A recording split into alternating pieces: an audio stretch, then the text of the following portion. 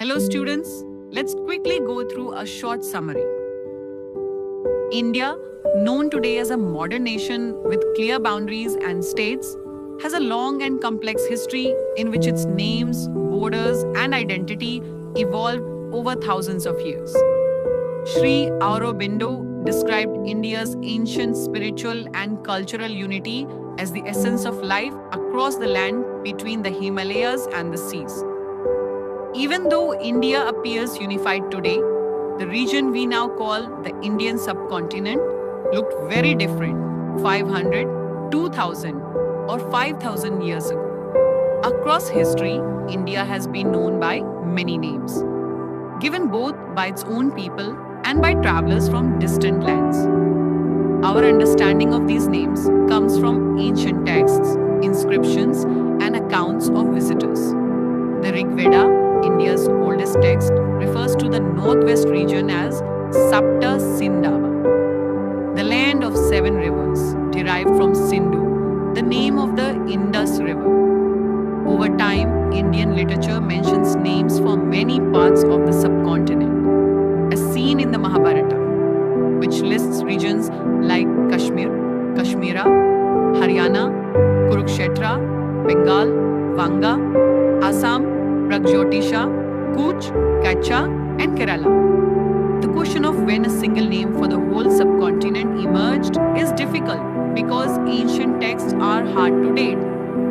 However, terms like Bharatavarsha and Jambudvipa appear in the Mahabharata from a few centuries BCE onward. Bharatavarsha, meaning the land of the Bharatas, likely referred to the entire subcontinent. The name Bharata came from the Rig Veda and later texts that mention various kings named Bharata. Jambudvipa, meaning land of the jamun fruit, also came to represent the subcontinent.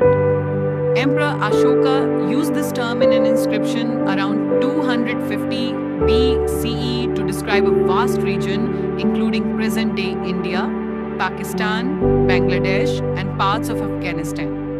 Later texts, such as the Vishnu Purana, fully established Bharata as the accepted name for the entire land between the Himalayas and the oceans.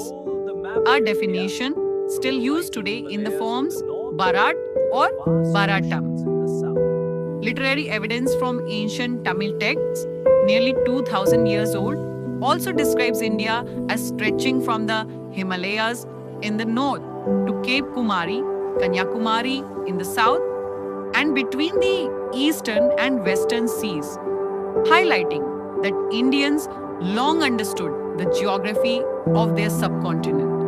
The chapter also explains how foreigners named India, the Persians, who interacted with India around the 6th century BCE, adopted the word Hind, Hindu, or Hindu from Sindhu. In ancient Persian, this term was geographical, not religious. Based on Persian usage, the Greeks referred to the region as Indoi or Indaike, dropping the H sound because it did not exist in Greek. This gave rise to the name India. A similar linguistic transformation occurred in China, where ancient texts call India Yindu or Yindu, again derived from Sindhu through Persian and intermediate forms. Xuanzang, the famous 7th century Chinese monk and traveler, visited India, studied Buddhist texts, met Indian scholars across many kingdoms, and later translated the manuscripts he carried back into Chinese. Other Chinese visitors also documented India's culture, geography, and religion. Another Chinese term for India, Tianzhu, sometimes meant heavenly master, reflecting deep respect for India as the homeland of the Buddha. A later name, Hindustan, first appeared in a Persian inscription nearly 1,800 years ago and was used widely by later Persian-speaking rulers and invaders to describe the subcontinent. Thus, India has been known by many names: Sapta Sindhava, Bharatavarsha, Jambudvipa, Bharata, Indoi, Hindu, Yindu, and Hindustan, each rooted in geography, culture, language, or foreign interpretation. In conclusion, India is an ancient civilization with a deep historical identity. Its oldest names emerged from Indian literature, especially Jambudvepa and Bharata, which eventually became widely accepted. Foreign visitors and conquerors used names derived from the Sindhu River, resulting in terms like Hindu, Indoi, and ultimately India. These varied names together reflect the long, rich, and interconnected history of the land we call India, that is, Bharat.